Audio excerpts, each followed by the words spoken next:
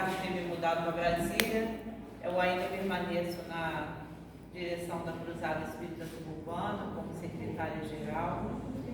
E sempre que a gente tem a oportunidade, a gente vai ao encontro do trabalho. Eu achei bem interessante a leitura que a nossa irmã fez, minha mãe,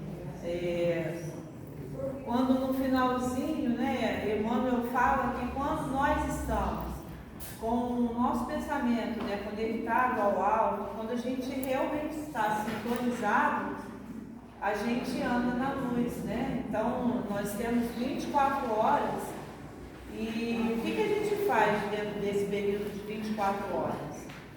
A telefonia, hoje, a tecnologia tem absorvido muito do nosso tempo, né? Às vezes a gente pega até o telefone para mandar uma mensagem importante e de repente a gente esquece dessa mensagem, está fazendo outra coisa, quando a gente percebe e esqueci o que eu ia fazer.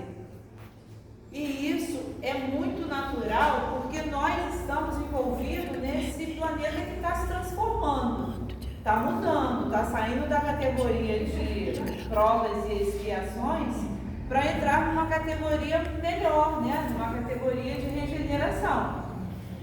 E é óbvio que se lá no passado, na primitividade, nós não tínhamos nada mais a fazer do que dormirmos, nos alimentarmos e reproduzirmos a espécie, hoje, no mundo que a gente vive, a gente tem muito mais tarefas a realizar do que tínhamos.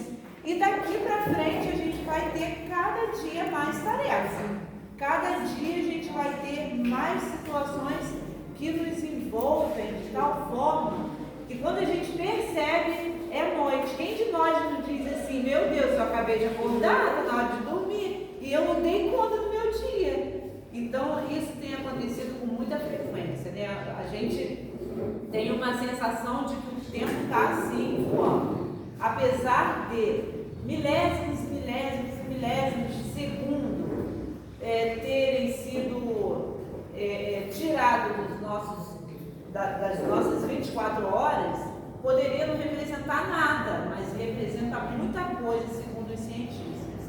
Então, se já tirou, né, esse milésimo de segundo e a gente vai contribuindo nessa perda, a gente chega no fim do dia e vê o quanto de fato a gente se perdeu e perdeu de oportunidade, né?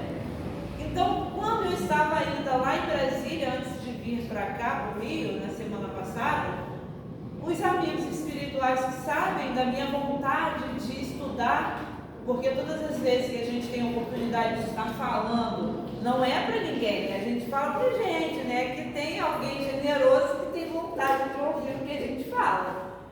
Mas a gente aprende muito, então eu pedi muito a Jesus que me desse a oportunidade de estar novamente, porque depois que eu fui para Brasília, eu estou trabalhando mediunicamente somente por enquanto. E é realmente um trabalho que quem trabalha na mediunidade sabe o quanto é, né, de energia que a gente doa. Mas eu gostaria muito de estar novamente fazendo meu trabalho de exposição.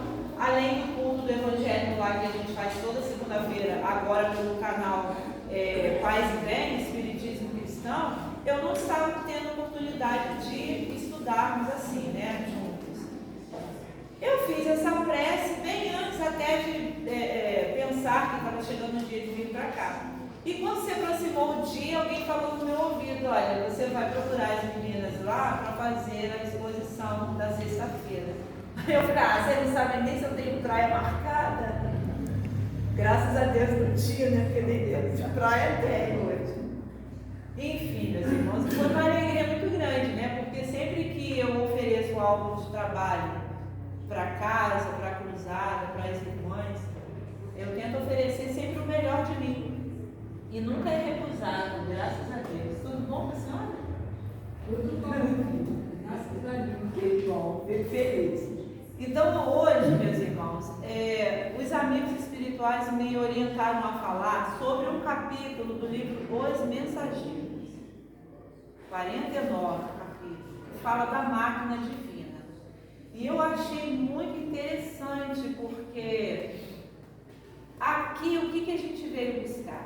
senão a saúde do corpo físico, primeiramente. É isso que a gente faz sempre. Esquecendo que a gente é espírito, a gente está procurando sempre, primeiramente, a saúde do corpo físico. Mas não está errado não, porque se nós não tivermos saúde no corpo físico, a alma não tem como desenvolver as suas tarefas aqui, né? E para desenvolver a gente tem que ter força, tem que ter saúde, tem que ter um pensamento lógico. Só que aí essa saúde do corpo físico que a gente vem buscar na casa espírita, segundo Aniceto, se nós tivermos um comportamento de vida bem adequado às necessidades da nossa alma, a gente talvez nem precise tanto de ir a essa busca da saúde do corpo físico. Porque na verdade a gente vai buscar a saúde, consegue, quando a gente sai ali, a gente joga lá fora. É normal isso, a gente está no plano onde a gente está aprendendo. Mas se hoje nós estamos todos aqui dentro de uma casa espírita, eu pergunto, todos nós que estamos aqui somos espíritas? Somos, eu sou. Eu sou. Alguém que não é espírita? Acredito que a grande maioria seja espírita, e quem não é espírita está aqui na tentativa de entender o que é isso aqui, né? Porque ninguém procura um lugar que não tenha nenhum interesse, né? Então, de alguma maneira, a gente vem buscar também saber o que é, porque se eu for lá buscar alguma coisa que está me interessando, lá deve ser um lugar bom. Se é um lugar bom, eu vou querer saber o que é aquilo. Então, assim, para quem é espírita, a gente já tem que ter em mente uma coisa: os 5 postulados da doutrina espírita. Todo espírita deve saber isso. Esse é o primeiro ponto, porque dentro desses postulados a gente vai conseguir direcionar bem a nossa vida enquanto espírito aqui no plano físico. Então, assim, do primeiro, Kardec fala, né? É o fundamental. O primeiro postulado da doutrina espírita é a existência de Deus. Não tem como a gente ter nenhuma base religiosa se nós não entendermos nem tivermos essa consciência. A menos aquelas seitas que são materialistas, que acreditam que as coisas aconteçam no acaso, né? Se ele pudesse existir. E daí, depois disso, vem o quê? A existência da alma. Nós não somos corpo físico vivendo a vida no mundo material. Nós somos seres espirituais que viemos aqui para vivermos as nossas experiências, aprendizado, porque isso tem alguma razão de ser, né? A gente tem a pluralidade das existências, é o terceiro postulado. A gente fala da reencarnação. Mas interessante que quando a gente fala da reencarnação, a gente esquece que uma é solidária à outra, e se eu estou aqui hoje, eu estou reencarnada. E se eu estou reencarnada hoje, essa reencarnação de hoje teve um sentido em algum lugar. Ela começou, toda a experiência que eu estou vivendo, começou em algum lugar. Porque às vezes a gente diz, o que eu fiz a Deus, gente? Eu não estou entendendo, eu sou tão bom, eu sou tão boa, eu faço as minhas tarefas, eu ajudo o próximo, eu tento manter a minha mente tranquila, eu tento manter uma alimentação saudável, eu estou tentando melhorar como espírito, estou buscando a religião, a religiosidade. O que está acontecendo que na minha vida está tudo dando errado? A gente não consegue caminhar. Parece que, né? Alguém fez alguma coisa para mim. Fez mesmo. Esse alguém foi cada um de nós. Divaldo tem até uma palestra em que ele conta um caso em que numa empresa alguém colocou assim, amanhã será o velório daquela pessoa que foi teu inimigo em toda a tua trajetória aqui. E distribuiu esse panfleto. Todo mundo que chegava via o panfleto. Eu sabia que eu tinha inimigo, não era possível. Eu tentava mudar de cargo, não conseguia. Eu queria crer, mas eu sabia que tinha inimigo aqui. dentro dessa empresa. E aí, no dia seguinte, teve um velório, visitação, e o pessoal ia passando, e quando passava, ficava espantado, né? Estupefato. E aí, até que parava lá e olhava, tinha um espelho lá, né?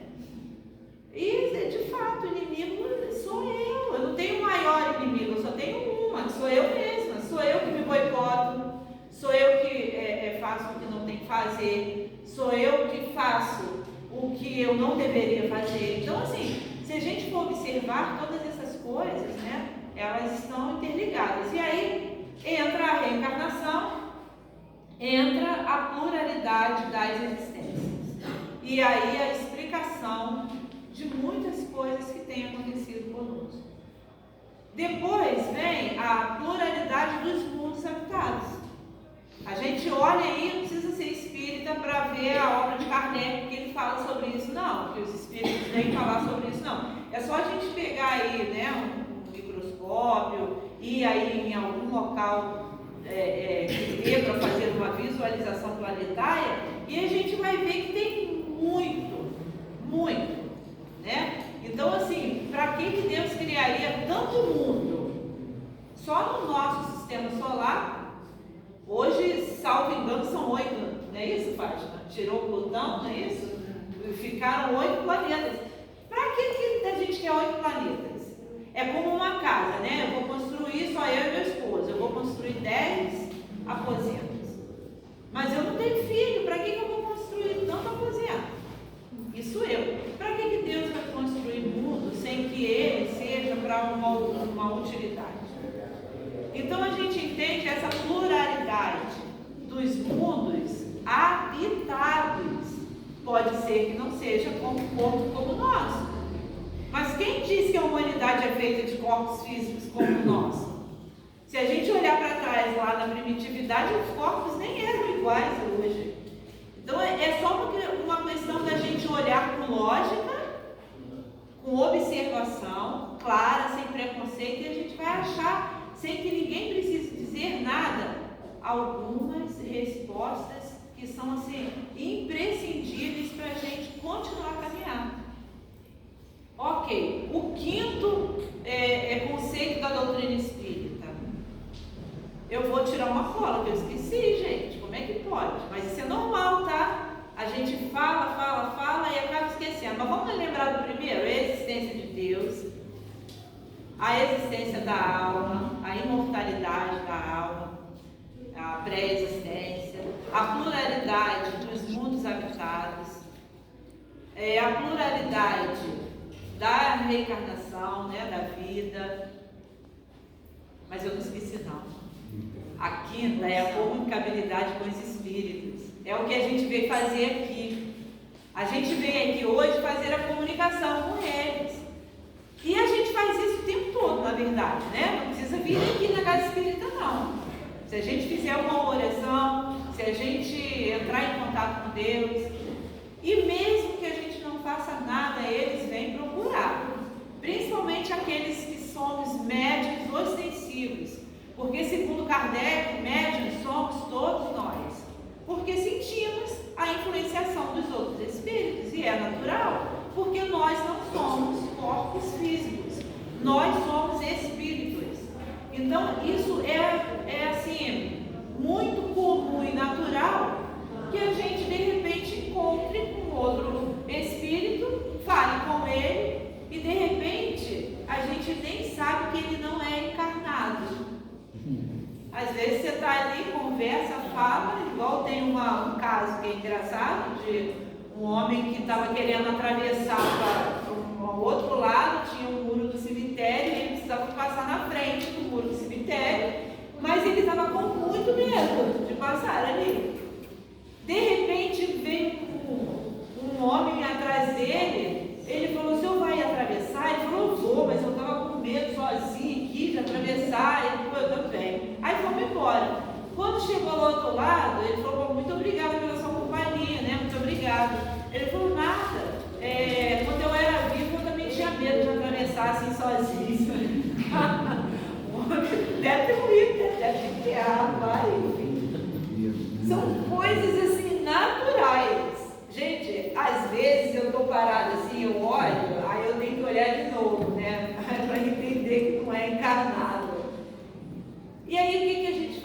numa comunicabilidade dessa? A gente faz uma prece, a gente não sabe quem é. Às vezes a gente sente um arrepio no pé a cabeça, né? Parece que todos os pelos do corpo vão sair, né, do lugar.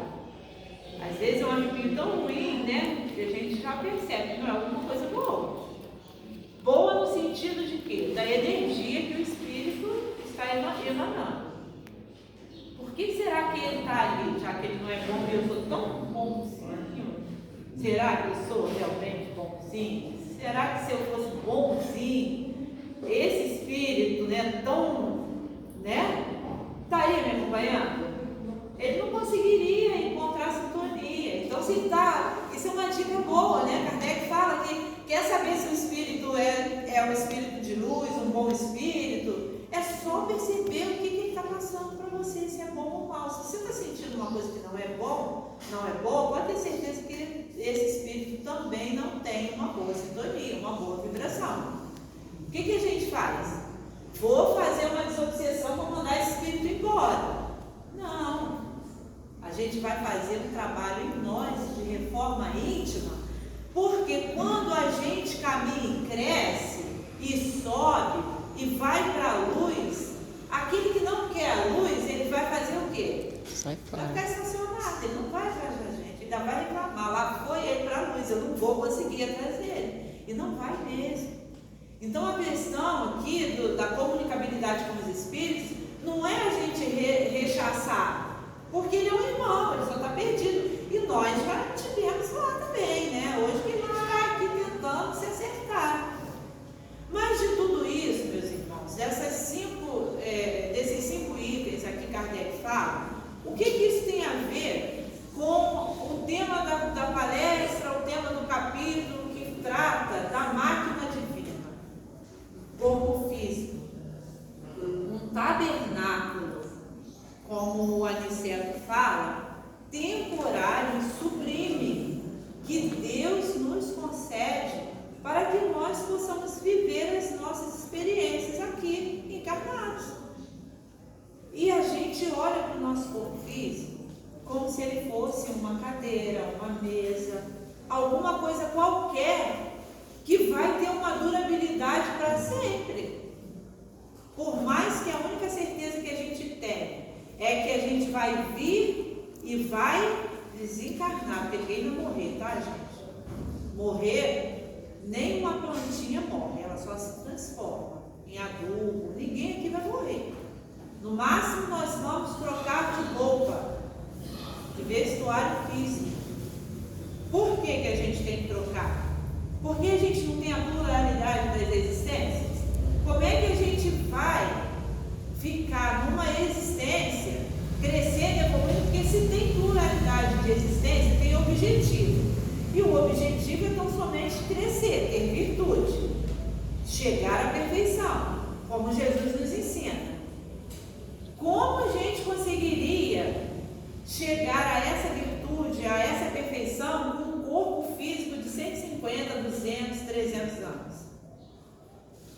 Aí então a gente vai olhar para o tabernáculo divino, a máquina divina, o corpo físico, e vai entender que a ciência nos fala que um corpo de homem adulto tem 36 trilhões de células.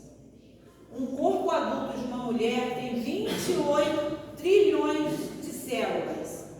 Um corpo de um jovem de 17 anos, ele vai ter aí uma média. Eu vou tirar uma cola porque essa é assim mesmo, viu? A média de uma criança de 10 anos, perdão, são 17 trilhões de células.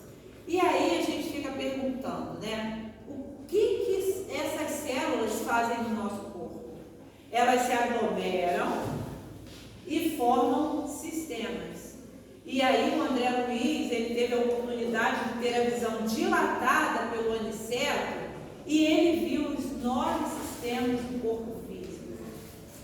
Não esse que a gente conhece aqui, pelo que a ciência mostra.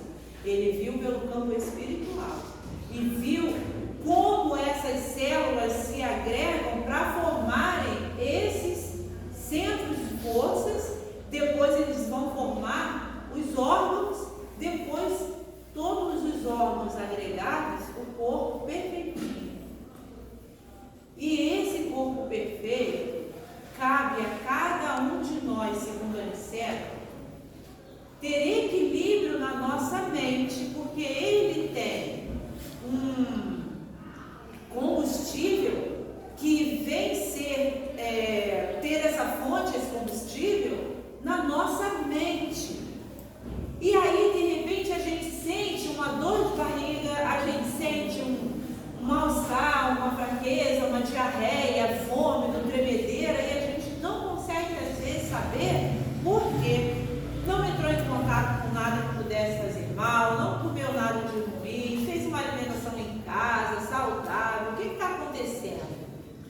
O que está acontecendo? Será que no dia anterior você não se desequilibrou emocionalmente?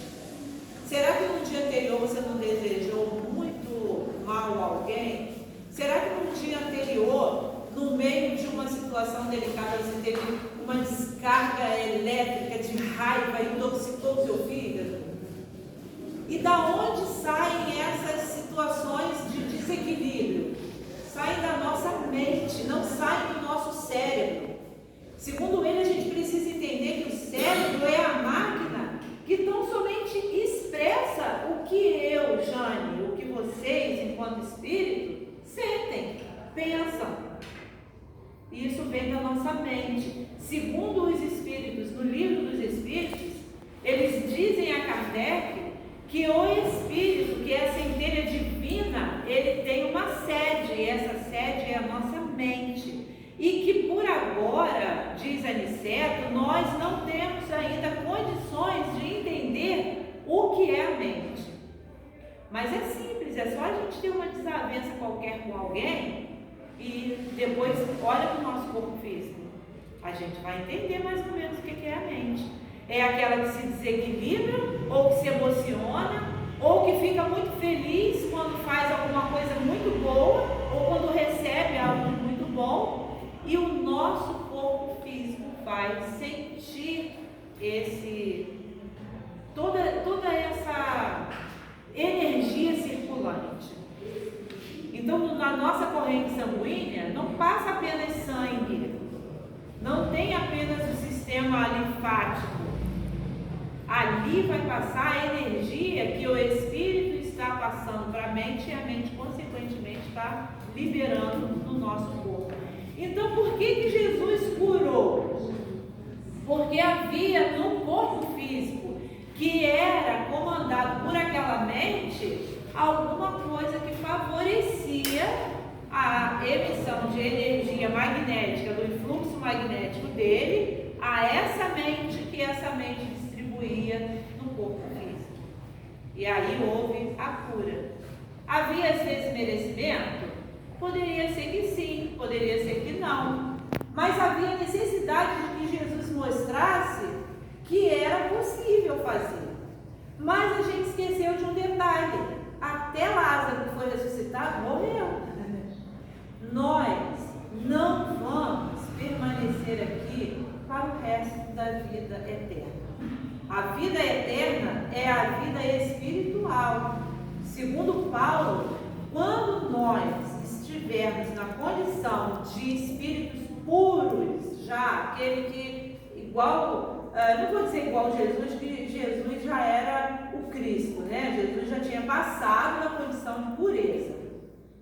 Mas quando a gente chegar à condição de espírito puro, quando nós não tivermos mais a necessidade de reencarnarmos, aí será a ressuscitação. Não é a ressuscitação do corpo, é a ressuscitação da alma, a pureza a qual Deus espera que a gente consiga alcançar e que a gente vai alcançar. Então, quando os espíritos me orientaram a vir aqui conversar sobre essa questão da máquina divina, algo me chamou muito a atenção. Porque se eu estou falando de máquina divina, eu estou falando do meu próprio corpo. Se eu estou falando e repetindo o que esses espíritos estão me ensinando, Será que não é uma luz amarela para eu começar a pensar que eventualmente eu possa estar fazendo algo que venha a deteriorar esse corpo? E aí, como o André Luiz também ensina sobre a questão do espírito completista, que é aquele que consegue completar a sua missão aqui na Terra. Será que eu estou trabalhando de forma a fazer o meu corpo físico me ajudar a completar a minha tarefa? Ou será que eu estou naquela faixa daqueles que 50% apenas conseguem, 30% apenas do que veio fazer aqui? Então isso me chamou muito a atenção. E todas as vezes que a espiritualidade me dá algo para que eu pense muito, e eu sei que isso é algo coletivo, porque assim como eu, todos nós estamos igualados aqui pelo fenômeno da desencarnação, todos nós precisamos dos mesmos cuidados, que será cuidado do nosso corpo físico. Então, vamos passar lá no atendimento espiritual, médico. Tem médicos, gente, lá. Não são poucos. Tem médicos aqui que estão tratando do nosso corpo físico. Mas para que eles tratem do nosso corpo físico, é necessário que nós tenhamos na nossa mente uma abertura para que essa energia, esse remédio, esse tratamento possa entrar, né? Possa ter como chegar lá. Porque se nós chegarmos aqui e tivermos a nossa mente refratária, como um plástico que a gente joga água e a água escorre, a gente vai sair daqui e vai dizer: aquele tratamento lá não serviu não, aquele centro lá é muito fraco, aquele pessoal que está trabalhando lá, ó. É isso que vai acontecer, quando na verdade não somos amigos, somos nós. E eu falo isso porque eu já tive oportunidades de passar algumas vezes no tratamento médico espiritual e já tive muito retorno do que eu vim buscar. Não apenas aqui. Há anos atrás, eu sempre militei na área com o Bernardino dos Santos, no Coelho da Rocha, e nós tínhamos lá tratamento médico espiritual com o Dr. Fritz. Eu tive a oportunidade de, como médico, trabalhar na equipe e tive a oportunidade de ser tratada.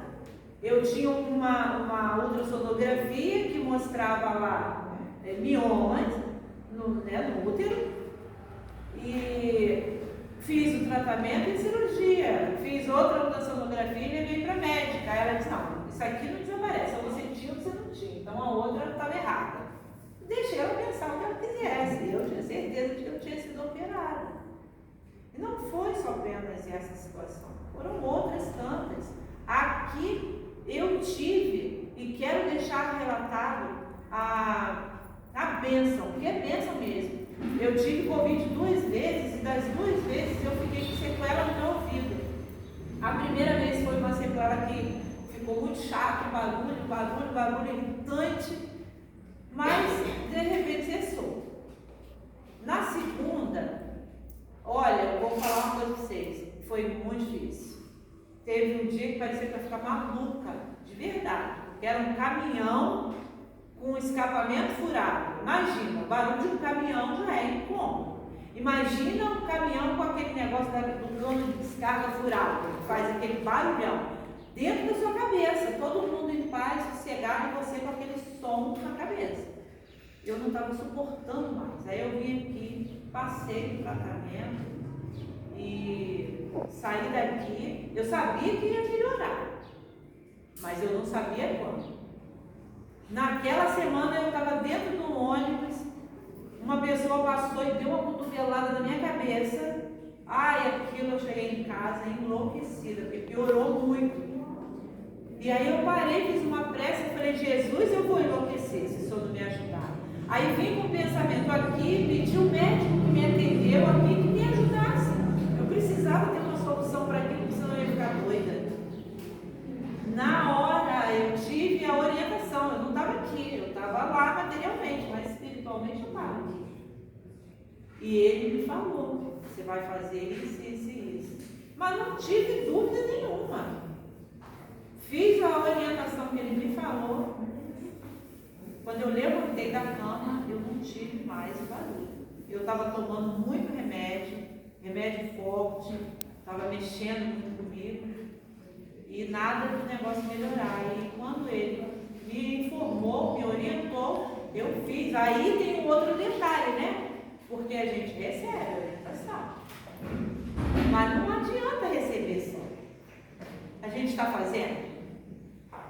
A gente está realmente aceitando? Que a gente ainda tem essa mania de dizer assim, ó, fui lá no médico, ele passou esse remédio aqui, mas ó, esse remédio aqui nem vou comprar. Vai adiantar? Ué, para que você foi no médico?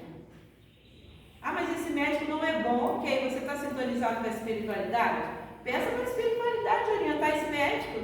Ele vai passar um remédio de repente para você que você não vai nem saber. Ele mesmo não vai nem se dar conta, não vai nem lembrar. Se ele tiver sob o influxo divino do Dr. Bezerra de Menezes e tantos outros. E aí você pega o remédio e toma, como no caso de Chico Xavier, atendeu a uma irmã, e essa irmã, Chico Xavier deu a receitinha de Dr. Bezerra de Menezes para ela, e ela disse, Chico, eu não tenho dinheiro para comprar o remédio. E ele disse, ai minha irmã, eu também não tenho como te ajudar. Mas o Dr. Bezerra de Menezes está dizendo aqui que é para a senhora pegar essa receitinha, picar em 30 pedacinhos e tomar um pedacinho por dia, que o remédio já está na receita. A irmã fez. Depois voltou lá, Chico, estou curada. Né? É a fé de cada um. Lembrando que fé, gente, não é acreditar. Acreditar, eu acredito que essa cadeira é redonda, de repente ela pode ser quadrada, como a própria Terra, né? Acreditava que era quadrada e depois acabou chegando à conclusão de que ela era redonda, e é, né, redonda. Agora, fé vem de fides, fidelidade a Deus. O pessoal tem o hábito de dizer assim, Deus é fiel. Deus não é fiel, ser fiel é uma qualidade que você pode ter agora e daqui a pouco não ter mais. Agora, ser fiel, nós deveríamos ser a Deus. Deus é a fidelidade. Deus, Ele é toda a fidelidade, porque não diz que aquele que começou a boa obra é também fiel para cumprir? Ele é a fidelidade, Ele começou, Ele vai cumprir. Então, nós precisamos ter essa fé no sentido de, Senhor, eu sou fiel ao Senhor, eu quero continuar nessa caminhada, porque eu tenho a certeza que essa é a caminhada que eu devo seguir. Por exemplo, Jesus diz, eu sou o caminho, eu sou a verdade e a vida, ninguém vai ao Pai senão por mim. Nós somos fiéis a isso? Sinceramente falando, a gente tem buscado Jesus? Ou a gente tem buscado o que Ele pode nos dar? Porque buscar a Jesus é a gente se transformar no que Ele é. Porque Ele falou que nós seremos, né? Iguaizinhos e até mais. A gente está fazendo isso? Mas a gente, interessante, a gente quer o caminho, a verdade e a vida, mas não quer ir a Ele. Então, meus irmãos, o que eu gostaria imensamente de deixar hoje nessa tarde para todos nós, que a gente busque sim, porque a lei de conservação é importantíssima para manter a nossa vida aqui na matéria. Mas a lei de conservação não deve apenas ser utilizada na busca da cura. Ela deve ser utilizada no evitar a doença. E a gente pode.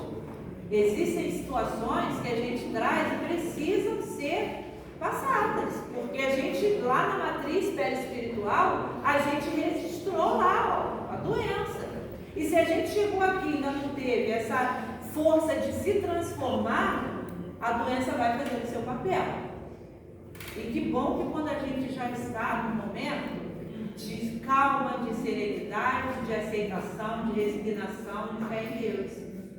Agora, se eu já entendi, eu venho com um programa e chego aqui, trabalho muito no bem, eu vou entrar naquela faixa daquele irmão que tinha que perder o braço, mas ele entendeu a necessidade dele, que era tão grande, de auxiliar o próximo, que os espíritos que coordenavam a reencarnação dele disseram o seguinte: sem o braço, ele vai fazer menos, com o braço ele está fazendo mais, então ele perdeu apenas um dedinho. Então, se a gente tem uma programação de perder um braço, isso a gente está apenas hipoteticamente falando, né? É uma metáfora. Vamos começar a entender que se nós realmente começarmos a trabalhar sem que ninguém exija de nós, se for por livre e espontânea vontade, quem sabe a gente ganha o merecimento de perder apenas o dedinho, a unha, ou nem perder nada e continuar a nossa trajetória no pé. Eu espero sinceramente ter trazido algo de bom aos irmãos, porque os Espíritos trouxeram algo de muito bom para mim. Desejo imensamente que nesta tarde todos nós possamos sair daqui levando o que nós viemos buscar, se Deus assim permitir, for bom para nós. Mas que acima de tudo, nós possamos lá fora continuarmos a pensar pelo menos na necessidade da transformação moral, daquela mudança que não precisa ninguém ver. Nós apenas precisamos saber, porque tem coisas que só estão aqui, elas não se expressam. Porém, se você conseguir já fazer a mudança da rota, você já consegue agir de forma diferente, e aquilo que você faria de ruim e que seria visto por tantos, ou talvez até nem fosse visto, você não vai fazer mais. Eu não vou fazer mais. E Deus leva em conta, como tem uma prece no Evangelho segundo o Espiritismo, na questão da prece para os obsessores, Deus fala: vai chegar o momento que a obsessão vai cessar e você vai perder sua força, falando para o Espírito. Porém, se você desejar parar de fazer o mal, Deus já vai levar em conta, é uma mora que Ele te concede. Então, meus irmãos, se nós desejarmos já pararmos de fazer o mal e começarmos a fazer o bem, eu tenho certeza que Jesus há de observar a nossa boa vontade e há de nos conceder tudo quanto a gente deseja, veio buscar, e se não merecemos agora, por acréscimo da misericórdia divina, a gente consiga. Muita paz a todos, que todos possam ficar aí nos braços de Jesus e que os trabalhos possam correr assim, né, com essa harmonia com que eles se iniciaram. Muito obrigada de todo o meu coração por hoje, muito obrigada, Fátima, muito obrigada a toda a equipe da casa e a espiritualidade, viu?